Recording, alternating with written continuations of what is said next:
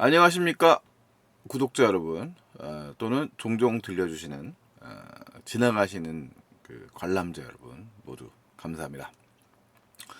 소마시네마의 그 유일한 콘텐츠라고 할 수 있는 영화 보고 와서 하는 막 리뷰. 오늘은 왕가 사는 남자입니다. 이 리뷰들은 그냥 제가 특별하게 원고 없이 진행하고 있고요. 이렇게 막 진행하는 리뷰의 특성은 뭐 일단은 저도 이 채널 자체에 그 에너지를 많이 충분히 쏟을 만한 입장은 아니어서, 직장인이기 때문에 또 이렇게 이런 형식으로 진행하고 있습니다. 부족한 점이 많다는 점 늘 양해 부탁드리고요. 오늘도 시작해 보겠습니다. 왕가 사는 남자는 이 딱 보면 아시겠지만 1457년 청룡포, 그러면 약간 한국사를 살짝 아시는 분들이라면 단종의 이야기를 떠올릴 수밖에 없는 영화입니다. 뭐 실제로 단종 얘기고요. 감독은 장항준 감독이고요.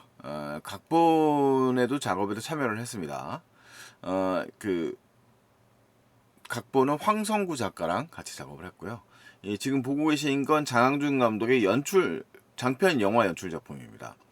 그래서 이 감독의 가장 이제 입봉작이라고 흔히 얘기하는 데뷔작인 라이터를 켜라가 이제는 벌써 20여 년이 지난 영화가 됐습니다만, 크게 흥행을 하면서 그 다음부터 이제 코미디 영화 불어라 봄바람 이렇게 연출을 하셨다가 상당히 뭐 방송 활동 등 다양한 활동을 하면서 있었습니다만, 영화는 나오지 않았었는데, 스릴러 영화 제 기억에는 꽤 괜찮았던 기억의 밤이라는 영화를 연출하시면서 다시 영화 연출의 일선에 들어오게 됩니다. 그리고 역시 또 꽤 잘 만든 스포츠 영화였던 리바운드로 2023년도에 공개를 했고요. 흥행 스코어는 썩 좋진 않았습니다만, 그 다음에 오픈 더 도어라는 이제 저예산 영화를 또 한편 발표를 합니다.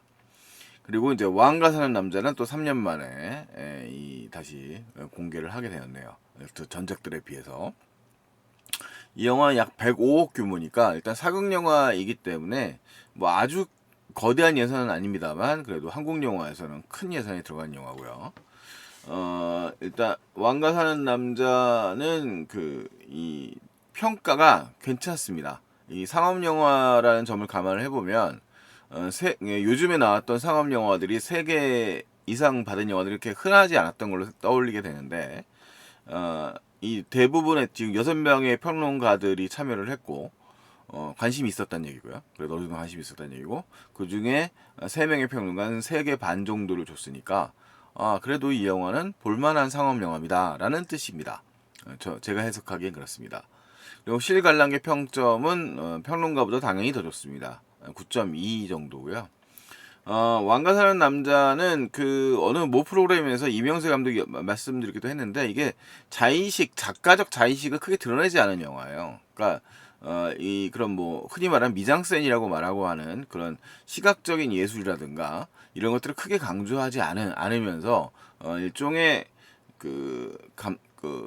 어떻게 보면 좀 익숙한 스타일이기도 하고, 또 배우들의 연기에 주로 집중해서 이야기를 풀어가는, 그러니까 이야기와 배우들의 연기에 주로 집중해서 이야기를 풀어가는 형태의 영화고요. 그것이 이제 일반 관객들한테 가장 익숙한 방식이라고 말할 수 있겠습니다. 캐릭터는 사실 지금 이제 이 영화의 관점, 뭐 나레이션이 나오나 이런 건 아니지만, 관점을 대표하는 인물은 민초 또는 보는 관객을 대표하는 인물이기도 한 엄흥도라고 하는 인물이고요.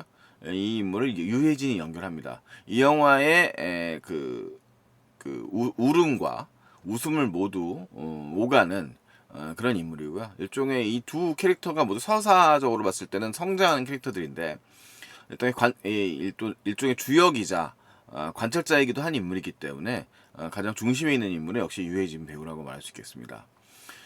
못지않게 중요한 인물은 이제 역사적으로도 이 이야기를 알고 있는 사람들은 다 알고 있기도 한 인물이기도 하고, 불과 17세의 나이로 이제 숙부에 의해서 죽음을 맞이하게 된 단종, 가장 비극적 조선 왕조 사정에서 가장 비극적인 인물이어서 동종의 대상이 되기도 많이 한, 그러니까 이제 그것은 민초의 많은 설화라든가 이런 것들의 형태로도 많이 전해지고 있는 단종의 그 역할을 맡은 인물은 박지훈입니다. 영화에선 그 폐위되고 이용이라고 하는 본명이 이제 또 불려지죠. 이런 캐릭터인데 사실 이 영화는 이 두 배우의 몫이 매우 큰 영화입니다. 상당히 또 그의 기대에 호응할 만한 감정적인 연기들을 잘 뽑아냈습니다. 뭐 과잉되지도 않고 적절하면서도 품위가 있는 그런 연기들을 잘 해냈다고 볼 수 있겠습니다. 그리고 이제 이 영화의 그 두 인물의 반대편에 서 있는 인물이 그 한 명의 역할의 유지태 배우입니다. 그러니까 이 기성세대에게 이 한 명이라는 캐릭터는 이제 노년이라든가 이 50대 이상 되는 분들, 50대 이상 되는 분들은 이제 옛날 사극에 정진이라는 배우가 있었습니다. 그 배우의 설중매라고 하는 드라마가 이제 소방조 500년으로 MBC에서 나왔었는데 상당히 이제 그 모사의 의미, 그러니까 그 이렇게 좀 볼품 없어 보이는 외모지만 되게 영리하고 책략가로서의 모습을 면모를 띠는데 여기서 나타나는 한 명의 실제로 역사의 인물에서는 상당히 미남형의 인물이었다고 하고요. 그래서 뭐 원작의 그 원래의 역사서에 기록되어 있는 인물에 가장 근접한 스타일의 인물은 오히려 이 유지태 배우가 연기한 캐릭터라고 합니다. 한 명이라는 인물이고 그 다음에 이제 이 전미도 배우가 연기하는 궁녀 역할은 궁녀 매화 역할인데 이 캐릭터는 일종의 그 단종의 뭐 어머니 당연히 그 물리적으로 아닙니다만 그 모성의 역할을 담당하고 있는 캐릭터라고 말할 수 있겠습니다. 그래서 가장 단종을 애달픈 눈초리로 쳐다보는 그런 인물이죠.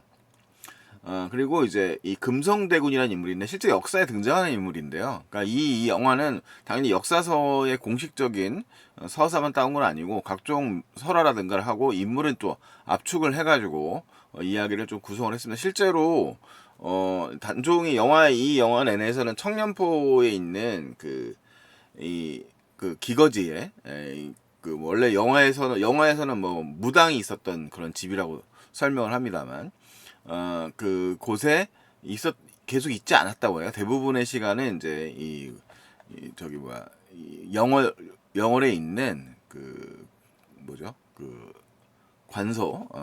관가에 있었다고 합니다. 어쨌든 이제 뭐 저기 뭐야 홍수 같은 문제들이 또 있어가지고 좀 그랬다고 하는데 어쨌든 영화에서는 그냥 한 공간으로 설정되어 있습니다.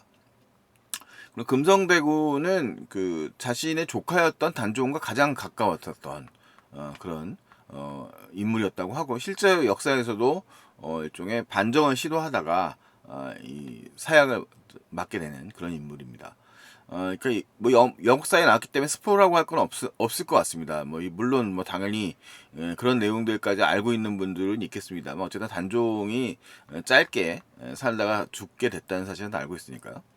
그 다음에 이제 김미는 영화상에서 유해진의 아들인 인물로 등장을 하는 또 똘똘한 친구예요. 그래도 글 좀 읽고 그래 좀 재능이 있는 친구로 보이는데 이제 아무래도 신분이라든가 이런 상황에서 뭐 그런 글 공부를 해야 될 처지는 아니었던 인물로 등장을 하고요. 박지환은 이 일종의 영월의 일종의 군수 같은 인물이죠. 그 군수 같은 인물로 등장을 해가지고 이 영월 군수로서 이 조정의 명령에 따르는데 정신이 없는 그냥 세속적인 인물로 등장을 합니다. 그 외에 이제 마을 주민들이 있고요. 영화의 시작은 이 산골짜기 광천골이라는 마을이 배경인데 이제 영월에 지금 청년포 근처를 얘기합니다. 근데 실제로 영화는 청년포에서 찍을 그런 환경은 안 됐고요. 청년포 이제 관광지가 됐기 때문에 그것은 아니고 이제 비유사한 곳을 좀 찾아가지고 찍게 됐다 그러는데 이제 전체적으로 봤을 때 이 어몽도의 마음, 그러니까 실제 어몽도는 실제로는 그 아주 지방관 중에서 낮은 직급의 관리였다고 하고 사실 방치되어 있었던 단종의 그 시신을 거두어들인 인물이라는 그 일종의 그 저기 뭐죠 그런 뭐 설화는 아니고 일종의 그런 설이 있습니다. 말하자면 갑자기 생각이 안 나요 용어가. 자 그래서 어쨌든 실제 그렇게 해서 이름이 전해지는 인물이에요. 어쨌든 뭐 공식 문서는 아니지만 그렇게 전해져 있는 역사적으로 써 있는 인물입니다. 그 뭐야 그런 인물인데 여기서는 이제 마을 촌장으로 등장을 해요. 이제 이건 이 영화의 메시지와 연관이 되어 있는데 약간 압축되어 있는, 그러니까 여러 가지 단종설에 등장하는 인물들을 좀 압축해 놓은 인물이라고 말할 수 있겠습니다. 그래서 이 광천골의 촌장이고요. 영화는 이제 유해진 배우 특유의 약간 좀 개그스러운 인물, 세속적인 인물의 특성을 보여주고, 앞부분에서는 이 사람들이 이제 이 되게 먹을 거 없는 팍팍한 광천골이란 마을에서 왜 귀향하려고 하는 사람을 유치하려고 하는가에 대한 이야기가 이제 전해지는데, 그에 관련돼서 이제 노릇골의 촌장으로 특별 출연하는 이제 안재홍 배우가 등장을 합니다. 그 사람의 마을에 가게 되고 거기서 약간 풍족한 그런 식문화를 접하게 되면서 그것이 모티브가 됐다. 그 사람들이 일종의 그런 이제 서울에서 그 내려온 양반의 좀 덕을 보게 되는 상황, 그런 것들을 언급하고 있는 상황이 벌어지게 됩니다. 그와 동시에 이제 일종의 이 계유정난이죠. 계유정난을 통해서 숙부인 세조에게 이제 버림을 받고 식사를 제대로 못하고 있는, 그러니까 식사를 계속 거부하고 있는 이 단종 이홍희의 모습이 보여지게 돼요. 그 모습을 이제 안타깝게 보는 이제 전미도 배우가 연기하는 매화라는 궁녀가 이제 이 중에 등장을 하고, 이 중에 좀 유지태 한명회가 등장해서 그냥 뭐 종중하긴 하지만 위압적인 태도를 보여주는 인물로 등장합니다. 유지태 배우는 출연 장면은 많지 않은데 상당한 존재감이 있는 인물로 등장을 해서 이 서늘한 권력의 그런 냉정한 얼굴을 대표하는 인물의 이미지로서 제 역할을 다했다고 말할 수 있겠습니다. 그리고 이제 영화는 이제 소소한, 그러니까 앞부분은 당연히 이제 좀 소소한 이야기로 가게 되는데, 왜 이제 마을 사람들한테 이 귀양 살해하는 인물을 유치해야 되는가, 이런 식으로 이제 좀 영화가 뭐 조선 사국이긴 합니다만 현대인들의 감성에 좀 맞춰가지고 이런 이제 일종의 지역 사업의 유치의 관점에서 설명하고 있는 촌장의 모습이고요. 원래 이 귀양을 이 노릇골의 촌장 역할인 안재용 배우가 이제 앞부분에 등장해서 약간 코믹한 장면들을 연출해냅니다. 그러면서 이제 누군지 모르지만 이 영월 군수죠. 영월 군수에게 와서 이제 유치를 하려고 하는 모습들이 앞에서 이제 벌어지게 된 시퀀스들이 나오게 돼요. 그리고 이제 이 박지훈 배우가 실제로 그 약한 영웅이라는 시리즈물로 상당히 이름을 얻었죠. 물론 아이돌 출신인가 그럴걸요. 네네. 맞죠. 원어원이라는 아이돌 출신이고요. 제가 아이돌은 잘 몰라서. 근데 상당히 되게 미소년적인 배우인데 그 약한 영웅에서도 그 되게 강단 있는 인물 캐릭터를 연기를 해요. 그래서 그 양면성, 그러니까 되게 보기에 연약해 보이지만 그 남성스러움도 어느 정도 지니고 있는 그런 면모를 보여주거든요. 약한 영웅 그 시리즈에서도. 근데 이 영화에서도 단족이란 캐릭터를 그 전까지 알려졌던 좀 그 연약하고 불쌍하기만 한 인물 이상의 의미로 보여줍니다. 그래서 상당히 그 숙부로서 그 숙부에 의해서 밀려나면서 뭐 굉장히 참담한 마음을 금할 수 없는 인물이긴 하지만 그 일단은 이 청년포에 와서 마을 사람들과 그 광천골 사람들과 지내게 되면서, 뭐 이건 영화적 픽션이라고 말할 수 있겠죠. 지내게 되면서 이 사람이 갖고 있는 품이라든가 이 사람이 갖고 있는 강함, 이런 것들을 보여줍니다. 그 장면을 상징하는 게 이 영화에서 약간 논란이 되고 있는 이제 앞부분에 호랑이가 등장하는 장면이 있거든요. 그러니까 이 유해진 배우가 등장해서 이 먹거리를 사냥하게 노루를 잡으려고 하려고 하는 거였어요. 근데 노루고기는 일종 그 누린내 나고 좀 약간 육고기로서 처리하기가 좀 불편하다는 면이 있지만 이 사람들은 먹을 게 없으니까 그래도 이제 잡아야 되는 처지인 거죠. 그러다가 이제 떨어져서 노릇골에서 뭐 그 노릇골의 말이라고 하는 안재용 배우가 연기하는 그 캐릭터가 연기하는 말에 가서 되게 풍족한 상황을 이제 접하게 됐다는 설정이에요. 근데 그 과정에서 이 어몽도 유해진이 그 일종의 떨어지게 되는 상황, 이제 낙상하게 되는 상황이 이제 호랑이를 만나게 되면서이거든요. 그런데 그것을 나중에 이 캐릭터 이홍이 단종이 성장하는 또 서사랑 맞물려 가지고 일종의 상징적으로 이홍이의 그런 좀 군주다움, 성장성, 그런 좀 그 성군으로서의 가능성 같은 걸 좀 표현하는 장면으로서 또 연출되는 요소로 사용됩니다.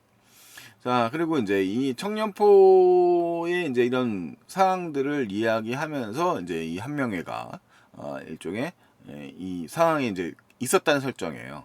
그러니까 영화는 아무래도 각색을 많이 했던 거고 영화적 압축들을 많이 하면서 이제 이런 상황들을 갖다가 가지고 이제 안재홍 배우 연기하는 노르콜 촌장과 이제 말싸움을 하다가 이제 그 옆방에서 듣고 있었던 조용히 하라는 이유도 이제 그 이유거든요. 한명회가 이 결정을 하게 됐다는 거죠. 그러니까 완전히 이 냉혹한 권력자로서 이제 고립시키고자 하는 그런 가능성을 보여주는 그런 얘기를 합니다. 그래서 유배지로 지정한다 뭐 이런 얘기가 나오는 거죠. 마을 사람들은 누가 오는지도 모르고 기뻐하게 됩니다. 근데 뭐 이제 당연히 오는 인물은 이미 쇠약해져서 오고 있는 이홍이 전직 왕이었던 거죠. 이 지금 이런 이미지들을 통해서 이제 이 캐릭터들이 갖고 있는 그런 성격이나 이런 눈초리 같은 거 보시면 감정을 좀 읽으실 수 있을 것 같아요. 자, 촌장 마을 사람들은 어쨌든 한양에서 높은 사람이 내려오니까 이 사람은 누군지 이제 잘 모르다가 이제 뭐 뗏목을 건너는 장면이고요. 이제 그 청년포로 가기 위해서 장면이고 이 와중에 일종의 사고가 나기도 합니다. 당연히 이 시골 강원도에서 먹을 수 있는 것들이라고 하는 건 싹싹 긁어 모아도 수라상에 비할 바는 당연히 아닐 거고요. 지금 요 궁녀 매화가 이제 일종의 마땅치 않은 대화 같은 장면이 등장하는데 초반부 장면에서는 역시 이용이 단종은 일단은 이 음식의 퀄리티를 떠나서 일단은 의욕이 없어졌기 때문에 이 식사를 거부하게 되는 상황이 벌어집니다. 그리고 이제 요것도 이제 고맙다고 노릇골에서 데려가줘서 고맙다고 우리말로 안 들어와서 이제 약간 현실 정치의 현실적인 좀 현대인적 감각이죠. 그런 감각으로 이제 설명을 하고 있는 거고요. 그리고 이제 우연히 아들인 김민배우 연기하는 엄태산이라고 하는 어몽도의 아들이 이 사실을 전해주는 겁니다. 누군지 알게 되느냐. 그러면서 결과적으로는 알게 되는 거죠. 처음에는 이제 약간 코믹한 에피소드들이 이제 펼쳐져요. 그러니까 이제 밥을 안 먹어서 이 아버지가 이제 어몽도가 뭐 밥을 자기가 대신 먹고 가지고 오게 되거나 그래서 이제 뭐 트름을 하다가 걸리고 뭐 그 장면을 이제 한 번 더 반복하게 되는데 다른 인물에 의해서 그런 장면들을 통해서 약간 코믹한 장면이 연출되는데 전체적으로 아주 과하지 않아서 억지스럽지 않아서 이 영화 전적인 톤을 크게 망가뜨리는 수준은 아닙니다. 그냥 일반적이어 수준이라고 말 수 있을 것 같고요. 그 다음에 이제 점차 이 마을 사람들과 이제 대화를 하면서 이 이용이도 이 마을에 적응을 하고 식사도 잘 하게 됩니다. 그러면서 이제 마을 사람들도 기뻐하게 되고요. 요 장면이 이제 되게 잘 먹었다고 해서 기뻐하는 장면이죠. 그러면서 이제 특히 이제 뭐 어떤 게 맛있고 그 되게 리더로서의 자질 있죠. 자기의 이제 자기의 식사를 준비해 주는 사람이 누구고 그 다음에 이건 누가 잡아왔고 이런 것들을 물어보는 장면이 등장하는데 그것들을 되새겨서 기억하려고 하는 그런 일종의 인간적인 군주의 모습, 리더의 모습을 이제 보여줍니다. 실제로도 이용이라는 인물은 활을 잘 쐈다고 해요. 물론 너무 어린 나이에 숙부에게 그 권력을 찬탈당하고서 밀려나는 그런 처지가 됐습니다만 상당히 재능 능력이 없던 사람은 아니라고 합니다. 그래서 영화는 그런 장면을 좀 더 부각시키면서 리더로서의 능력을 가지고 있는 이용이라는 인물에 대한 재해석을 좀 시도하고 있는데 나름대로 설득력이 있습니다. 이게 이제 성장 서사라고 하는 것들이 이제 크게 뭐 긴 기간은 아닙니다만 이 속물이었던 어떻게 보면 마을을 단순하게 발전시키고자 하는 그러니까 이게 뭐 속물이라고 하기에는 되게 소박하죠. 어느 정도 먹는 걱정을 좀 덜어나오자 하고 있는 일종의 민초에 해당되는 어몽도라는 인물이 점차 이 진정한 리더라고 할 수 있는 리더의 면모를 보여주고 있는 이홍이와 교류를 하면서 그에 대한 마음도 마음을 다시 이제 일종의 충신 같은 마음을 품게 되는 거고, 그 다음에 이용이라는 인물도 마을 사람들이 이제 되게 소박한 소박하고 어떻게 보면 뭐 무지한 백성이지만 그 백성들이 주는 진신 같은 것들 태도를 통해서 점차 감화받아서 일종의 리더로서의 면모를 갖추게 되는 거예요. 그러니까 처음에는 병약하고 소세한 그런 좌절한 인물에서 어느 정도 삶의 생기를 찾고 리더로서 이제 각성하고 있는 모습을 보여주는 것이 이제 그런 모습을 보여주죠. 영화에서는 이제 당연히 되게 비극적이었던 이 인물이었기 때문에 단종이라는 인물이 그 단종의 그런 좀 부당한 처우에 대한 일종의 지원을 해주는 사람들도 등장을 하게 되고, 이제 물적 지원 같은 걸 활용해서 이 마을 사람들도 어느 정도 원하던 대로의 좀 그런 좀 풍요로움을 잠깐 누릴 수 있게 되는 상황도 이제 그려지면서 약간 좀 코믹한 분위기를 계속 연출해내고요. 이제 요 밸런스입니다. 그러면서 이제 이런 밥상의 장면들, 이런 장면들이 되게 따뜻하게 그려지고 있는데, 뭐 실제로는 그렇게 되기 쉽지 않겠죠. 암만 뭐 페이된 왕이라고 하더라도 밥을 뭐 나눠준다거나 같이 겸상을 한다거나 이런 건 쉽지 않아 보입니다만, 뭐 이렇게 마을 사람들과 대화를 나누고 사랑하던 그 주민들을 진정으로 아끼는 모습을 보여주는 모습이 등장하게 되죠. 그래서 영화상의 서사상으로는 이용이가 이제 크게 그 영화의 중요한 요소들의 어쨌든 행동의 발인, 행동의 변화는 이제 이용이라는 인물이에요. 그래서 이 공동 주연이라고 하는 그 비중이 있는데, 뭐 영화의 관점은 이제 어몽도 유해진의 관점이긴 하지만, 그래서 이용이의 이제 그 성장을 완전히 산증하는 것이 이제 호랑이와의 대결 장면입니다. 마을 사람들이 어쨌든 그 위기 상황을 겪고 있는 상황에서 이 문제를 해결하는 용기를 보여주는 인물로 등장을 하게 되고, 그 다음에 이제 이 한편에 이제 금성대군은 이 단종의 그 허가를 받아서 영화적으로 이제 맨 후반부로 이제 그 실행 장면이 등장하게 되는데, 그 중간에 이준혁 배우가 그 특별 출연한 거죠. 그래서 금성대군이 일종의 이제 그 거세를 도모하는 상황이 이제 종종 보여지면서 그것에 이제 계속 신호를 보내길 기다립니다. 그 신호라는 거 이제 뭐 하얀 천을 걸면 거기에 이제 화살을 쏴서 이제 기별을 달라는 그런 신호인 거죠. 그런 장면이 이제 등장합니다. 물론 약간 허술한 부분이 없지 않아 있고 상징적인 장면이긴 합니다만, 그런 장면이 등장을 하게 되고, 그 와중에 이제 또 누군가 발각이 돼가지고 또 이제 목숨을 빼앗기기도 하고요. 빼앗기기도 하고, 그 상황에서 이제 위기 상황이 오게 되는 거죠. 일단은 그 유배지를 관리하는 인물이에요. 어몽도라는 캐릭터는.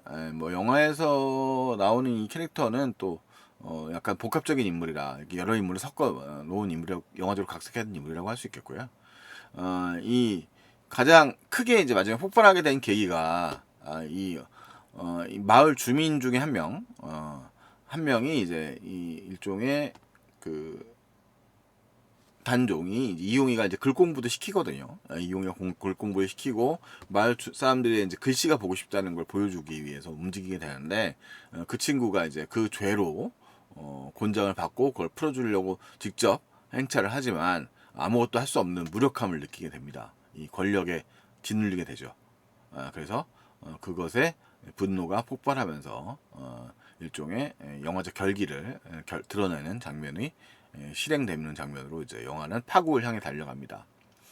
영화가 한 방이 있어요. 뭐 단종에 대한 이야기를 우리가 뭐 대충 비극적으로 생을 마감했다는 정도는 알고 있는데, 어떻게 이제 죽었는가의 문제거든요. 그것을 갖다가 이제 여러 인물을 압축시켜서 이 어몽도와의 관계와 설정을 하고요.